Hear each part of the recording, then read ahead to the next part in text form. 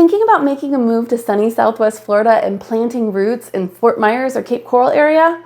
Practically daily, I am going over the nuance of living here, so I thought today I'd tackle with you all some of the differences that you might see between here and wherever you're coming from. All right, let's jump right in.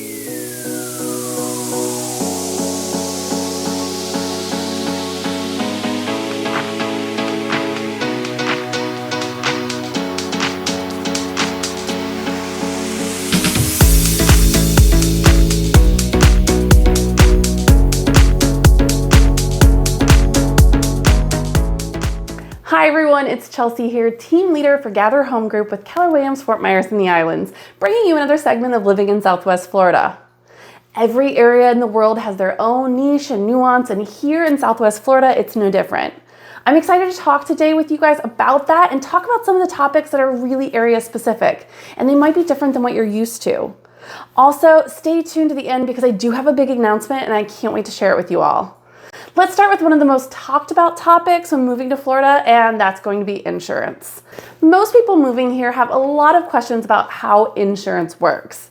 First, there's not one policy, but you might actually need two. While your primary homeowner's policy will cover you for all that wind-driven damage, which is the most common hurricane damage, it's not going to cover you for flood. For that, a second policy, the flood policy, is going to be needed. Now, you may have noticed that I said you might need to. Flood insurance policy requirements will be based on the location and the elevation of the home. There are three flood zones, A, AE, and X designation. A is going to be your most vulnerable properties, and AE will also require flood insurance, but they're going to be more of your mid-zone. X-rated properties mean they do not fall within the flood zone and do not require flood insurance by lenders. Just because a property falls in the A or AE flood zone designation does not mean that they've been flooded. I would say that AE properties, there's many of them that have never gone underwater. Also, keep in mind that while lenders require flood insurance policies for A and AE homes, if you're purchasing cash, you can choose to waive the flood insurance. And vice versa, if you're in an X zone and you really want to have that added flood policy, you're typically allowed to upgrade. I'm pretty sure any insurance company will be willing to take your money. Let's go back at looking at the flood policies though. If this flood policy is part of the National Flood Insurance Program, or NFIP program for short, then that's great because it can be transferable. Most flood policies will fall under this category, and we want transferable flood policies because they're more often much less expensive than starting a new policy with no history or background.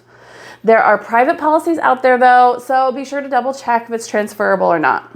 Also, as a bonus tip on your regular policy, insurance companies also give you a way to bring down the policy by doing a wind mitigation or a 4-point inspection. Both of these will go over the systems of the home and provide discounts for hurricane safety features or newer mechanicals, for example. A home inspector is able to help with this, and if a seller does not already have a recent copy, which sometimes they do. A second thing you'll want to know during hurricane season, but isn't necessarily tied up to hurricane insurance, is your zones, and that's the evacuation zone.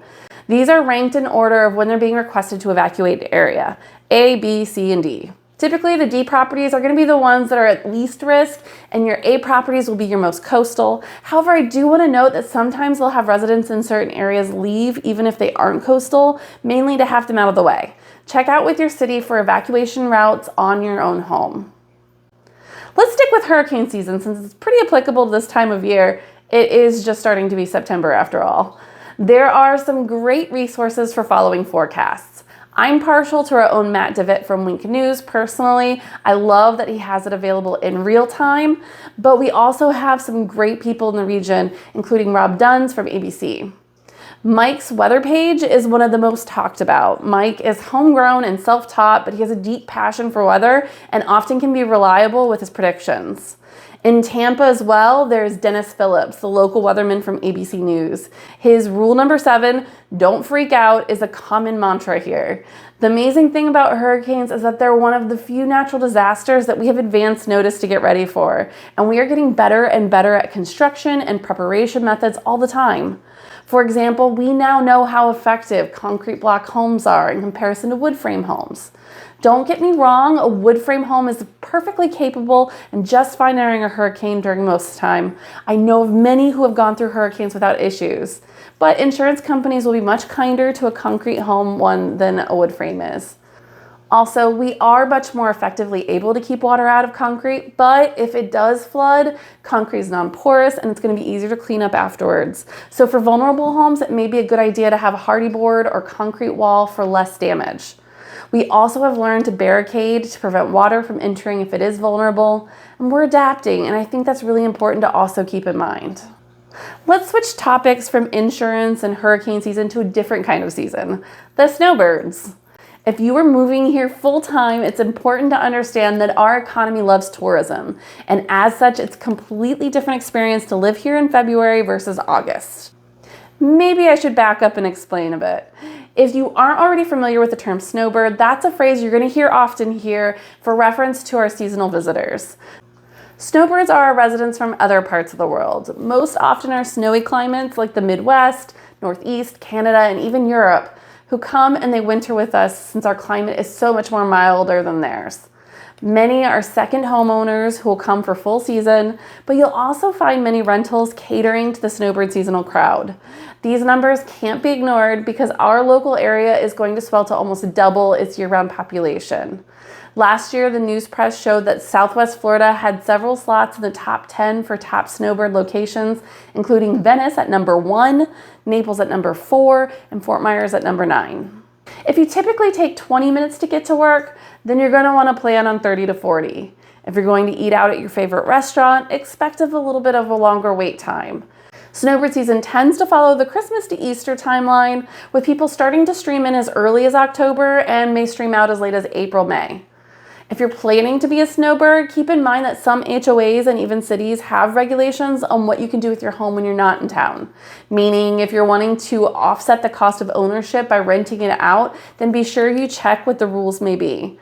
South Venice, for example, requires 1 month minimums, and Cape Coral has a 1 week minimum restriction. There's many HOAs who do not want any type of short-term rentals, and they'll put 1-year rentals or 9-month rental clauses into their codes. Some of these will fall in the middle. Quite a few have 90-day rentals okay, and a few times a year so that homeowners can capitalize during season on the additional income but not abuse it. Either way, do your homework. Also, if you're planning on only being here part of the time, we do have house watch companies that can help keep an eye on your home for you when you're away. If you're going to be here full time, however, there are some perks. For example, taxes are going to be less if you can homestead your home. Homestead exemptions are applied for before March 1st, and they entitle homeowners to reduce their taxable value on their property taxes. Regardless if you plan on being here full-time or not, I want to caution using the tax estimates on any of the home search sites as an accurate guess of taxes. Taxes are primarily assessed based off of past purchase prices. If a homeowner purchased their home years ago at a lower rate, or even more common, a builder buys a vacant lot for land values, builds a home, and then resells the new construction project, well, the rate is going to change dramatically. There is a great way to look it up online for a pretty good estimate at the tax assessor's office. Since we're talking about public services for taxes and so forth, my fellow parents out there may want some information about our school system since it's so different. At least in Lee County it is. Lee County specifically, I'm talking to you with this one, which is Cape Coral, Fort Myers, Lehigh Acres, Bonita Springs, and Estero mostly. You see, the school district of Lee County has a unique system. Here, instead of being assigned a neighborhood school for elementary and middle, each household is assigned to a zone where they enter a lottery for the schools within that zone. The reason for this came from an affirmative action lawsuit decades ago as an effort to make opportunities more equitable. Let me explain how this works. For example, Cape Coral has 3 zones. So let's use elementary zone A as an example. All homes within this zone are going to get to choose from 4 schools within its bounds: Trafalgar, Patriot, Skyline, and Hector A. Cafferata Elementary. The family is going to rank the schools in order of preference 1 through 4, and then using some sort of complicated algorithm, the school district will somehow assign the school. This means that the school closest to your home, while given your preference, may not necessarily be your assigned school.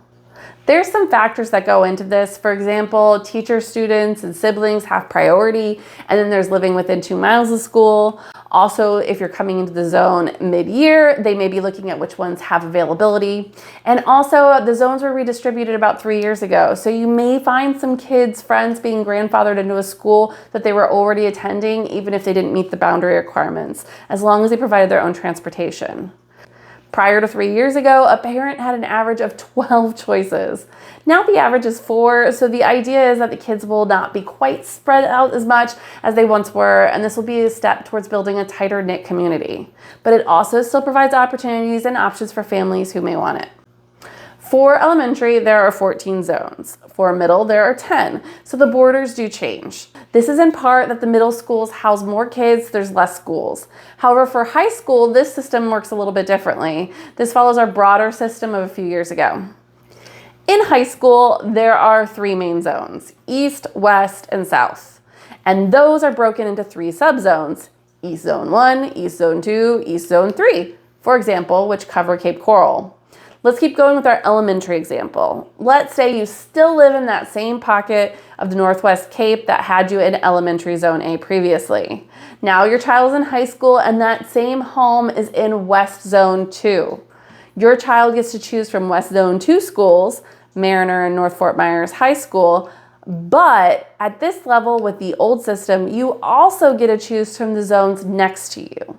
Since Zone 2 is in the middle and borders West Zone 1 and West Zone 3, your child is choosing from all 3 zones of the West District. Now the choices aren't only Mariner and North Fort Myers, but also include Island Coast High School in West 1, as well as Cape Coral High School and Ida Baker in West Zone 3. I know this is confusing, but the reason why is due to high school special programming, which several of those schools offer. For example, one might excel in the arts while another one has a mechanics program. They left these a little bit more fluid so that kids have more choices and programs that interest them. All right, everyone, I know that that's a lot, and so I'm going to break this up into 2 parts to help sink in some of this information. If you think I missed something really important, please comment below so I can add it to my list for part 2. Also, I want to hear which part did you think was the most important to know. And as promised at the beginning, I have a special announcement. We've been giving a lot of thought to how we can best serve our people, and we're now offering a new class that's going to be available on Zoom for anyone thinking of moving to Southwest Florida. This is going to be a live class so we can go over the ins and outs of moving here, but also answer any questions live that you may have. Our Gulf Coast Game Plan class is going to help you move from snow boots to sunshine, and will be available for October 1st. For more details and to sign up for the class, head on over to my Linktree, where you can find the link to sign up, as well as the links to my 96-page guide, Moving to Lee County, as well as the direct access for the MLS to search for homes via my website. If you think you really want to pick my brain or discuss the ins and outs of your own situation instead, then feel free to book an appointment with me. I love to jump on video calls with people and talk about where their needs are and whether or not Southwest Florida is going to be a good fit for them. As a heads up, my video schedule can sometimes be erratic. I'm a realtor, but I'm also a mom and a volunteer in our community, and I make these videos when I have a spare moment from serving my people.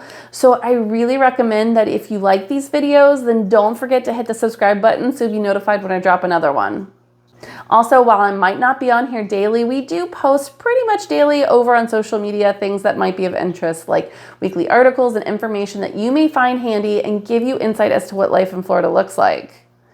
As always, we really appreciate when you leave us a comment and hit that like button, subscribe button, notification bells, so that you can be notified when we drop future videos that may help you with living in Southwest Florida. Thanks so much for watching. Until next time, I wish you much health and happiness.